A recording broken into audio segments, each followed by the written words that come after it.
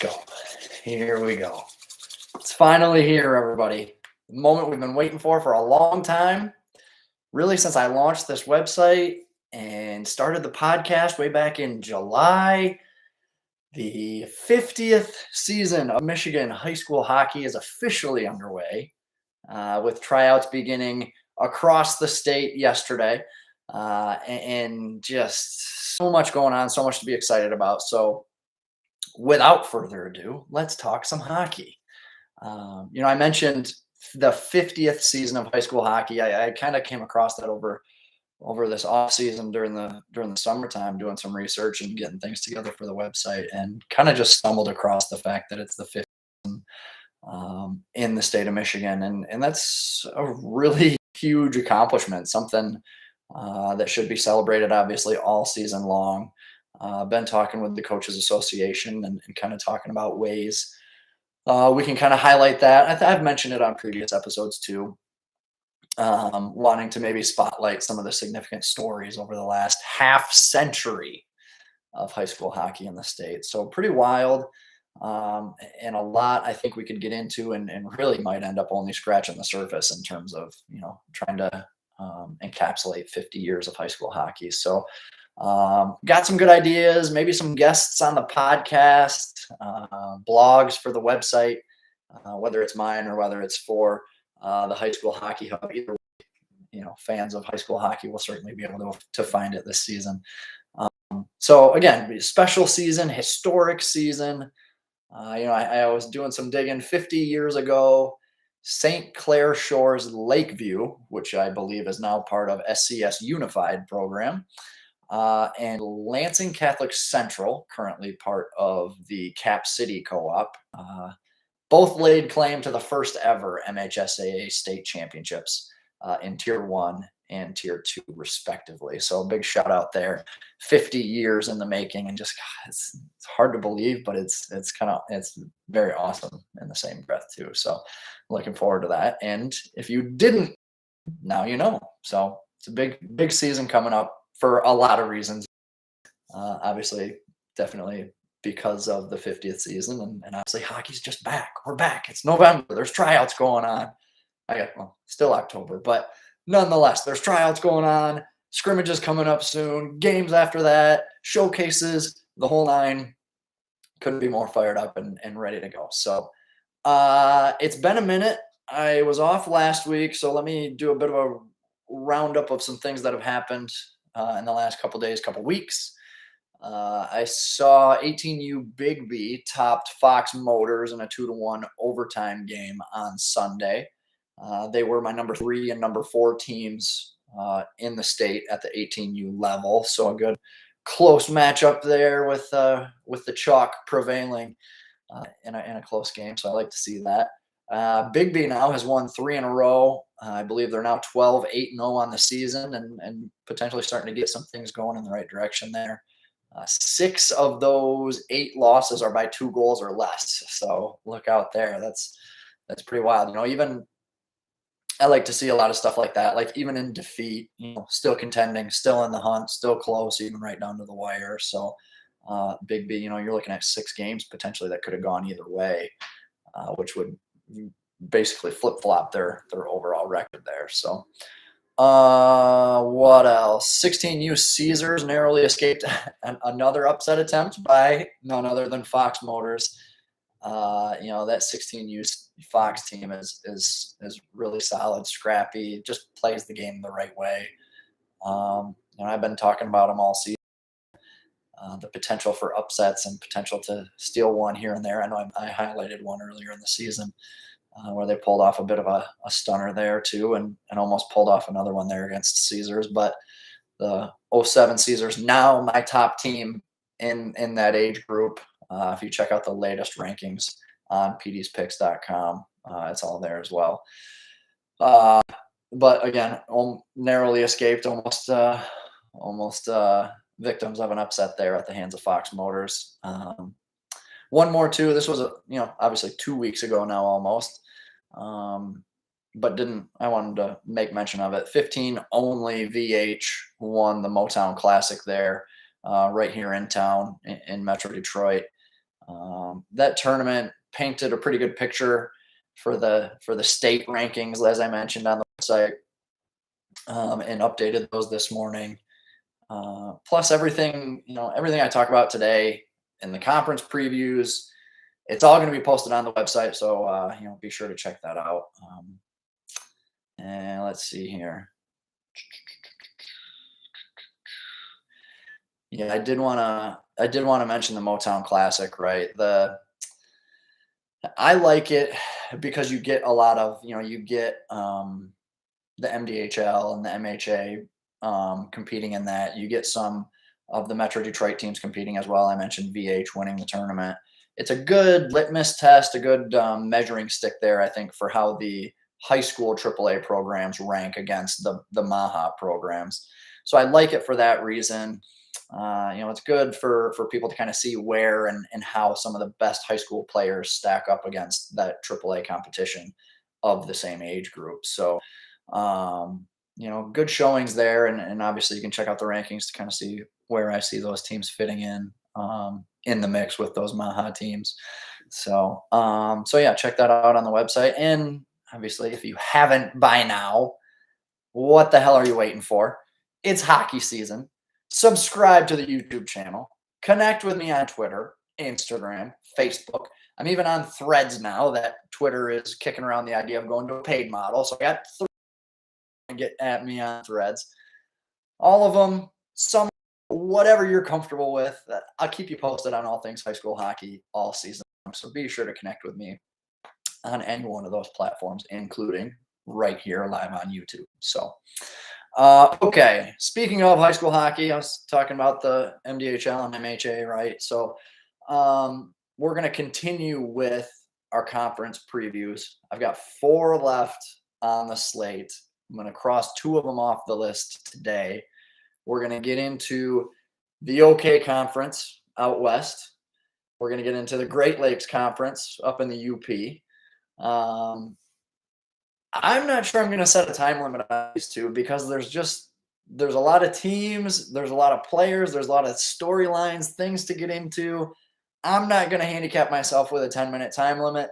I'm just going to get through all the content I have written down, however long it takes me, and we'll go from there. So, without further ado, let's go out west, and we'll get into the OK Conference.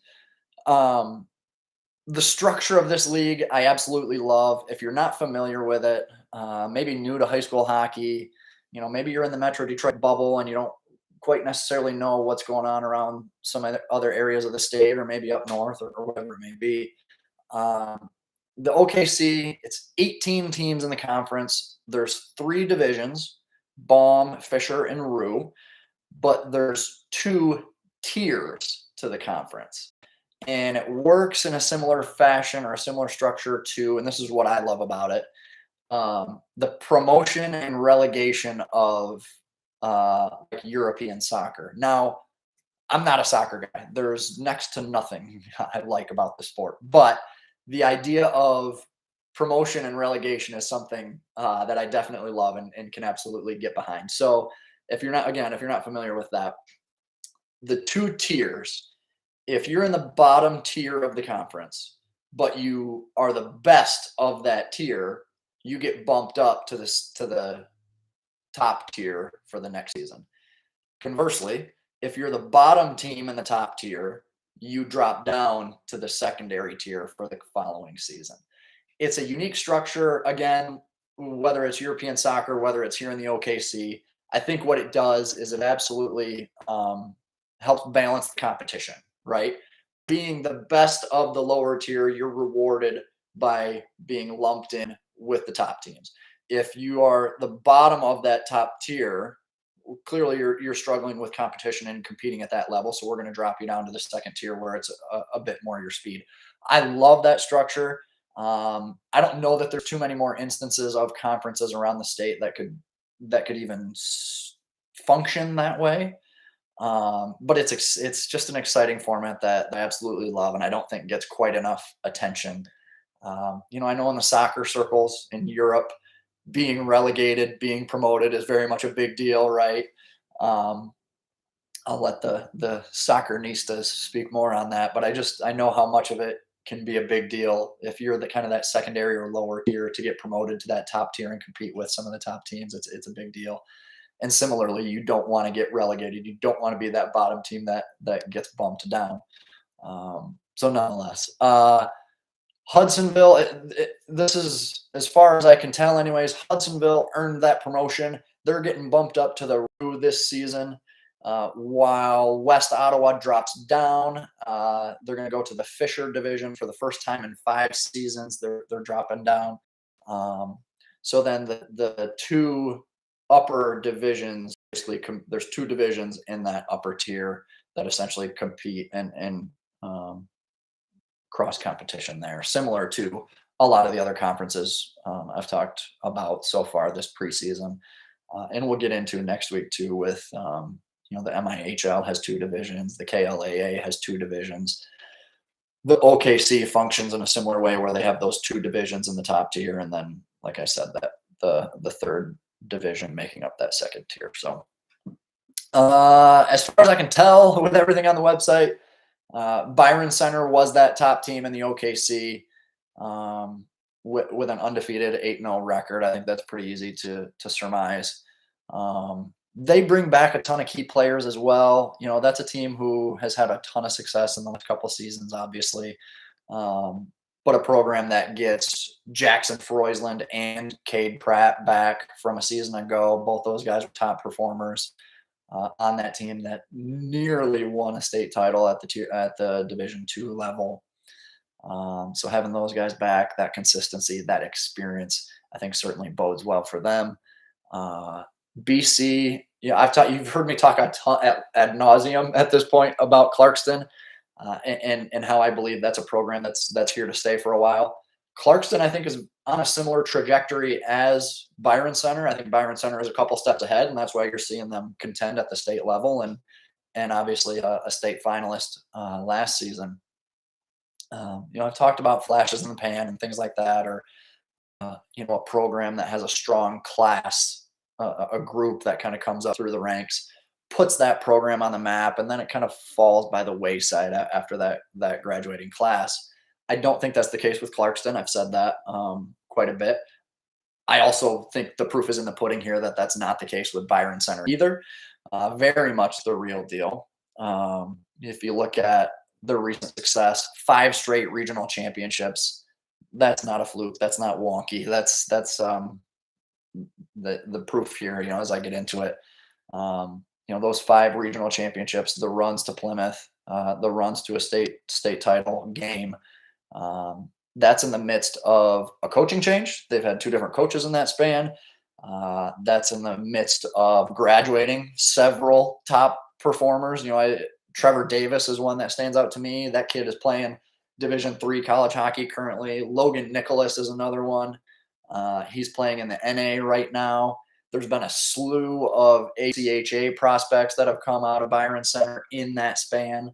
So as much as they've had like a good group that's kind of come through, they've filled that void with another good group and another good group.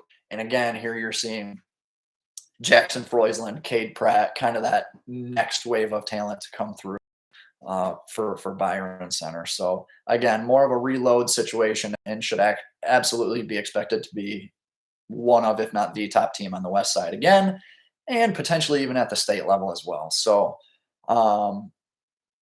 problem for me though is I think the conference is going to be pretty loaded this year, and I don't know. It's always competitive. It's always a competitive conference, a dog eat dog, constantly cutting each other down in the standings or a record. You don't really see teams kind of separate themselves out west because they tend to kind of cannibalize each other. I think that's very much the case this season as well, but I think the overall talent continues to get better and better and better. And now you're in a point where you've got 3, 4, 5, maybe 6 teams that are legitimate contenders, not just at the conference level, but at the state level as well. And I'll get into a couple here. The one team I actually like to win the conference, Grand Rapids Catholic Central. And maybe that's a bit of a shocker to some, but looking at their body of work, looking looking at what they're bringing back, looking at some of the new faces and new prospects that may be coming in. I don't want to speculate too much until rosters get finalized. But again, just knowing and hearing some of the rumors that are out there, I think GRCC is going to be a really strong program this year. On the heels of a 19-win season, you're getting, one of your top scorers back in Braylon Outwater.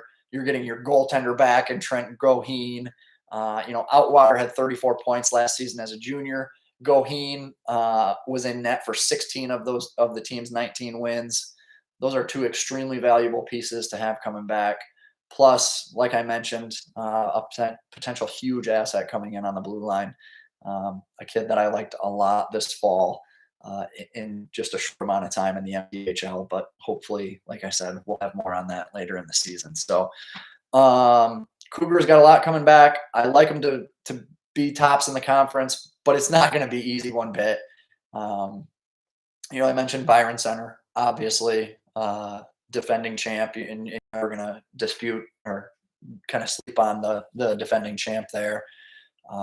Forest Hill Central is a bit young, but super talented. And I think that's a program, again, that's very much building and heading in the right direction. They might still be a year, maybe 2 years away from like a really good state run, but it could just as easily happen this season because of the guys they have in place and the structure and the schedule and just a lot of good things happening for Forest Hill Central that I like a lot, and building that program in a really positive way. So my timeline that could very much get streamlined, and like I said, they could be contenders as soon as this winter. So they're going to be a force to be reckoned with. Gibson Grandel is a kid I absolutely love. One of my top prospects in the class of 2025. I got to make sure I get that right. And not necessarily because I think he's the best defenseman, but he's just a type of player that I wish I could have on my team. Right? I just love the way he plays. Love what he's about, and there's always a spot on my roster for a kid who plays that way. Ben Milok is another kid, right? Family name has been there for a couple of years now, and obviously had a huge impact. Benny kind of stepping into that role as a top forward for them. They've got a ton of potential. I like. Grand Rapids Christian, they get their leading scorer back in Josh Hooper. Goalie Braden Mellon is also Jack Mickes. I saw him in the MDHL. He was a forward defenseman I liked a ton in the MDHL too.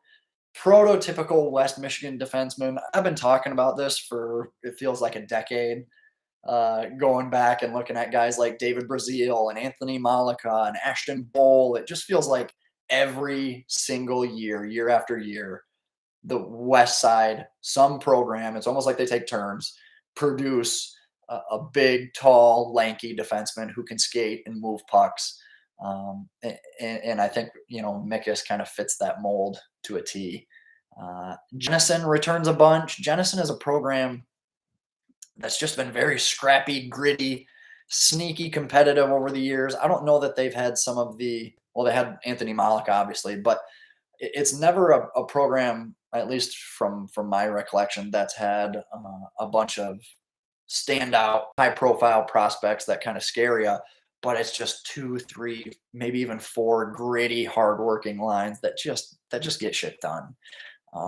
So that's a team you can't sleep on, especially when they have the amount of returners they could potentially have this season. Wreath's Puffer, I know I'm talking about a couple of those teams in that second tier, but Wreath's Puffer returns, I believe, both their top and second leading scorers from a season ago in Tyler Tyndall and Jackson Stone.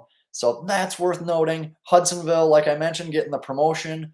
They make the jump with Owen Plumert up front, his brother Austin Plumert on the back end, Ryan Seiler in goal. So you've got very key returners and contributors at all 3 levels of your roster. That to me is also huge. I've said and mentioned all these teams. I still haven't gotten to East Grand Rapids, who was in the freaking state championship game last year.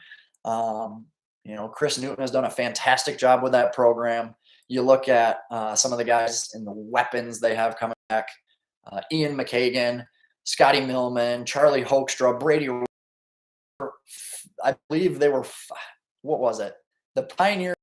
I think it's 5 of their top 6 scorers from a season ago. It's a team that, like I said, had a ton of regional success and then obviously state success as well. So there's a ton of pieces coming back for the Pioneers. You got to like EGR. I'll even admit I've kind of slept on them a bit over the years, and maybe not quite given them their due. But what Chris Newton has accomplished in his time now is just undeniable at this point. So EGR is the real deal, and Coach Newton has that program in a position where they're constantly reloading and contending year after year, despite graduating pretty high end prospects. I did want to mention one thing here. So Millman, McKagan, Hoekstra, all key returners for EGR. All 3 playing football for EGR. And a bit of a note here: Millman, the quarterback; McKagan, the running back; Hoekstra, the wide receiver. How about that? So a couple 2-sport athletes, potential 3-sport. There's a lot of 2 and 3-sport athletes there on the west side, so I wouldn't be surprised if they're maybe lacrosse or baseball guys too. But the football hockey crossover is a very unique one that not many can do. So for those guys to be a nice trio for the football team and then a nice trio for the hockey team, that's a pretty unique story there. Um, Granville, Rockford, Forest Hills Northeastern, like, to kind of get back into some of these programs, those are programs you can't sleep on either. Joel Brazil does a fantastic job with Granville. I'd never count them out. Rockford is a scrappy bunch. Forest Hills Northeastern, like I mentioned, they've had a ton of success in recent years. Maybe not quite at the state level like they have been when they had names like Famulac and Nicholson. But, Bikerman is a nice player. He had 8 points in the MDHL this past fall. That's no easy feat. The OKC is going to be tough. And I mentioned that kind of um, the characteristics of the conference where they tend to kind of cannibalize each other and really separating themselves from the pack. I think that's very much going to be the case again this year. Byron Center, EGR, GRCC, Forest Hill Central, I think all have legit chances of winning the conference. And then a lot of these others that, if they're not in the hunt, are absolutely going to impact the hunt by upsetting, BC on a Tuesday night here, or shocking East Grand Rapids on a Friday night rivalry game. Like, you're going to have some of those upsets pulled by a Granville, by a Rockford, by a Forest Hills Northeastern that could kind of rattle the OKC conference landscape there. But one date you got to circle on your calendar. This is one of my favorite rivalries in high school hockey. December 2nd. It's the first of 2 meetings in what I like to call the War of the Woods, or the fight in the forest, whatever you want to call it. The alliteration is endless with these 2 teams. I love it. Forest Hills Northeastern takes on Forest Hills Central. Crosstown rivalry, the pageantry, the excitement. It's everything you love about rivalries, all wrapped up into one in the high school hockey circles. Forest Hills Northeastern has won 7 of the last 10. But as I mentioned, with a lot of the young prospects coming in for Forest Hills Central and how those guys have developed over the offseason, I think it might be a bit of a changing of the guard in that rivalry. But it's a rivalry, and you can never count anybody out, which is what I love about it. So games are always close in the series. It's bizarre. Even going back, I went through as many games as I could find going back on the Michigan High School Hockey Hub, which has got to be 10 or 12 years now. There's only been one game decided by more than 3 goals. So these games are never blowouts. They're always close. It doesn't matter. Throw the records out. Doesn't matter who's returning, who's got new prospects, coaching changes, whatever. It doesn't matter. These games are always close. And literally, like, going back the last 20 games, the average goal differential in this series is 2 goals. So it always comes down to the wire. Someone's always pulling their goalie. There's a shot at an empty net. There's a late game power play that could even up the score. It's just it's everything right about Michigan high school hockey. So it's one you're going to want to circle and keep an eye out for. As I mentioned, some of the heavy hitters in that expected to be in that matchup too: Grendel, Milak. Forest Hills Northeastern has kind of lacked some of those high end prospects, like I mentioned from a few years ago with Ian Famulak and Nate Nicholson, but that hasn't really stopped the Husky Hawks, as I believe they refer to themselves on Twitter. I love that. They're just a scrappy, hardworking identity type of team that keeps all games close, not just rivalry games, but will scrappy and muck it up with just about anybody on their schedule. And that style will lend itself well to a rivalry game, obviously. So with the crosstown matchups, they don't get any better. Kids who grew up playing together are now on opposite sides, families, cousins, whatever it is. It makes for a ton of excitement, a ton of drama. I fully expect Patterson Ice Arena to be rocking. Patterson Ice Center, sorry, my bad. Patterson Ice Center to be rocking that. I believe it's on a Friday night. Ton of emotion that in a game that could go either way. Even if I do think one team's got more talent than the other, or maybe one's got more structure than the other, it's not going to matter. Throw it out the window because it's going to be a fun one. Okay. So with that was a ton on the OKC. And if that's not enough for you, if you're still looking for more, you still want to know more players to watch or what I'm thinking about other teams in the mix, obviously feel free to head over to pdspicks.com where you can find everything I'm talking about on the podcast, plus a ton more as we get into the season 2. So I'm going to shift gears here. We are quite a ways into this, and I still got to get through the Great Lakes Conference. I've had a ton of people out to me on social asking when the Great Lakes preview is going to drop, or about this kid, or hey, don't forget about this team. Without further ado, the wait is over. Everybody in my DMs, everybody hitting me up on social. The time to talk Great Lakes hockey is now. So let's talk about the conference in the sense that some of the biggest names in high school hockey have come from the UP and come from the Great Lakes Conference. I mentioned a bunch of them in the preview that'll be up on pdspicks.com. Just offhand that I can recall, you got names like Levi Wonder, Alex Nordstrom, Brent and Dean Locus, Cam Markham last season, right? That's just a few. That's just a couple that I can, recall from memory, but all of them have gone on to play high levels of hockey. Markham, like I mentioned most recently, he's in the NA currently with the Wisconsin Wendigo. All of those players' respective schools too seemingly kind of take turns at the top of the conference in that span as well. Going back onto a name like Levi Wonder, Escanaba, Hancock, Calumet, Marquette, Houghton. It's kind of been a revolving door and spin the wheel and see whose turn it is to make a trek downstate and go to Plymouth for a state title run.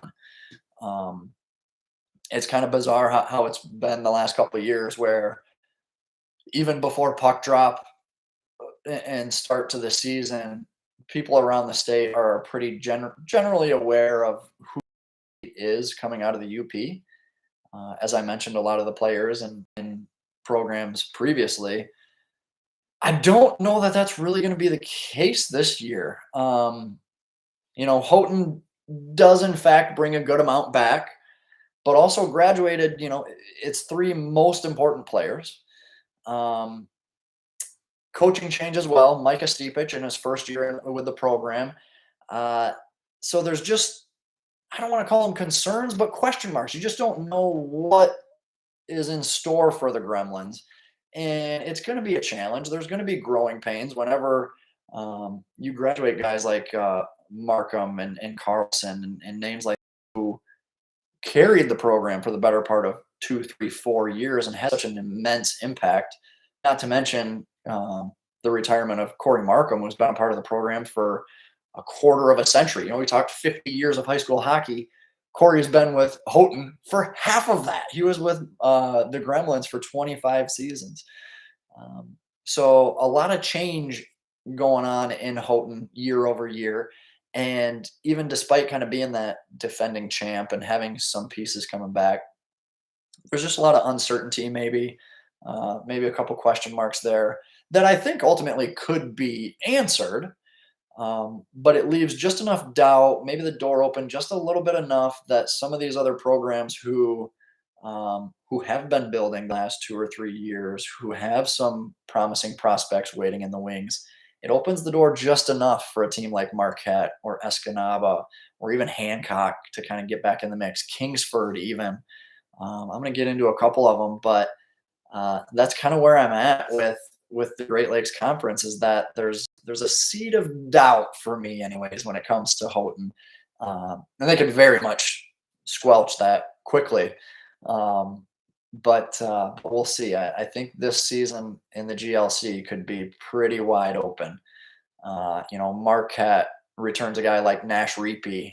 He's no slouch. The Redmen are. This is the research I love doing, is kind of digging back through kids' profiles year over year and crunching some numbers.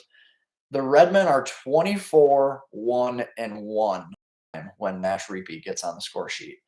So it's a real sin for opposing teams. Stop Reapy, stop Marquette. But stopping this kid is no easy feat. Escanaba, that's another program that's continued to make strides under now third-year head coach Andy Johnson. They won 20 games last season. They won a regional championship last season. They're super young. They accomplished all that on the shoulders of three freshmen. Cully Hayes played every single minute in goal for the Eskimos last season. Nolan Bink, who I've heard rumblings could be the best forward in the UP this upcoming season as a sophomore. But again, we'll give the kid time to develop, grow, do his thing. But that's some of the conversations going on that as a just a second year player could be one of the next names to kind of come out of the UP. Graham Johnson on his side too. Like Graham Johnson's another soon to be currently sophomore, but those three contributors who have played that much, had that much experience already. That's a program that similar to Forest Hill Central that I was talking about earlier, where you can see they're ripe for success. They have the potential to be a top dog in a year, 2 years potentially. As some of these graduating classes continue to evolve and go through the process.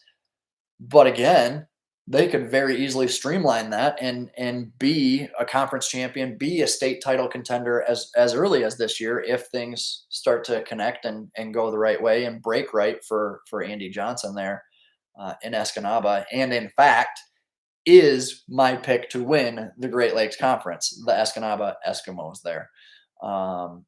It's a bit of a contrarian pick, I know, but as I mentioned, I think this conference could be a little bit volatile with the question marks around Houghton, some other programs in the mix as well. I'm going to get into them in a second here, but Escanaba is the school I like there to get it done in the UP and maybe potentially make that state championship run. If it's not this year, I am all but expecting it in the next year or 2 years down the line now, because there's just too much talent, young talent, promising talent on that team not to contend or be in the conversation there at the state level. Couple others I like too. Hancock, Todd Kilpella. He was the Bulldogs' best defenseman as a freshman. Like this, what is it? Class of 2026 in the UP is just bananas.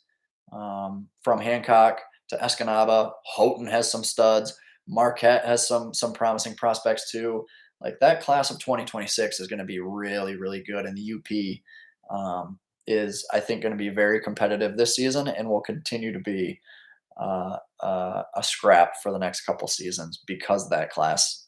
There's so much promise in the younger ages there with the freshman class and sophomores as well. Kilpella just does a little bit of everything well. He's a puck mover, good feet, good in transition. Quarterbacked their power play, quarterbacked Hancock's power play last season as a freshman, like I mentioned. 18 points in his first year of high school hockey. Very high ceiling for that kid. And, as he kind of continues to grow, not just mentally and comprehending the game and learning and developing his skills, but also physically, just getting bigger, stronger, faster, and all that. Even Kingsford, you've got a guy like Isaiah Anderson who's made 44 starts in 3 seasons. How many teams in the history of high school hockey can bring a goalie in for his senior season with 44 starts under his belt? That's incredible for the Flivers to kind of have that in their back pocket. The team was super young last season, so he saw a ton of pucks, saw a ton of work, and that group really got a chance to learn and grow and develop kind of on the fly and trial by fire a little bit. Um, but they could bring back as many as 21 kids from last season's team. Plus, you have that experience in net. Like you get that, and like even Kingsford kind of scares me in that regard too. So um, Anderson, widely considered one of the best goalie in the UP, is kind of up for debate between Anderson, Cole Kelly at Marquette as a nice goaltender, Bryant Lee for Houghton. All three of those goalies are kind of in the mix for the running of best goaltender in the UP. So it'll be very interesting. But Anderson's a guy who is no stranger to a ton of pucks on net, having a hot night where he's stopping everything. So with that, I'm not going to rule out a team like Kingsford to pull off some upsets and surprise some people too. Um, looking at some of these other goalies, Lee is probably on the best overall team in the conference, right? So he's going to have an opportunity there to really win some games and show what he can do against some top level competition there for Houghton. Kelly is playing behind one of the more disciplined and structured teams in Marquette, and then obviously Anderson, like I said, a super talented kid with a crazy amount of game experience that you just don't see at this level. So um, I said it earlier, I'll continue to say it, but I just think the Great Lakes Conference is wide open this year. Um, there's a bit of a front runner, I'll say, in Houghton, like I said, um, given that they're the defending champs and some of the guys they've got coming back. Um, but I think there's going to be plenty of challenges along the way, and some other teams have made improvements, made the jump, developed in the offseason, and really could put a scare into the Gremlins. I believe it's going to be a volatile season in God's country, which will make for some dramatic and exciting hockey. Because of that, like I mentioned, I'm going with the Eskimos to win the conference because it's very much up for grabs, and I just can't bring myself to pick the incumbent to hang on there. So we'll go with a bit of an underdog, long shot, dark horse there to win it all in the Great Lakes Conference. And if they don't get it done this year, like I said, that's a program that it's only a matter of time. If it's not this year, it's going to be next year, and if it's not next year, it's like it's inevitable at this point in my mind for Escanaba to get things done and start uh, really get back into the statewide discussion as far as top teams in Michigan. Um, all right, we are 40 minutes in. That was a lot. We will continue the countdown. Just 2 conferences left now. I got to get to the KLAA and the MIHL, and I'm looking to maybe get you guys a bonus episode. We'll do that later on this week if I can squeeze it in. So be sure to hit that subscribe button here on YouTube. Follow on Twitter, Instagram, Facebook, Threads, wherever you want to get me. and I will update you guys as soon as episodes drop so that you don't miss any of this. Uh, Season is finally upon us. Oh man, I gotta clear my throat. Oh man, that was bad. Let me try that again. The season is finally upon us. I've got a ton more content coming your way all season long. Next week we might even get into the first edition of the preseason power rankings. I'm gonna have to get those out maybe as scrimmages get going and people start setting their sights on some of that. I gotta get a preseason PD's power ranking out there for you guys. So that a ton more content. The conference previews will continue, rankings, stories, players to watch, games of the week. We'll have picks once the season really gets going in probably 2 or 3 weeks here. You guys can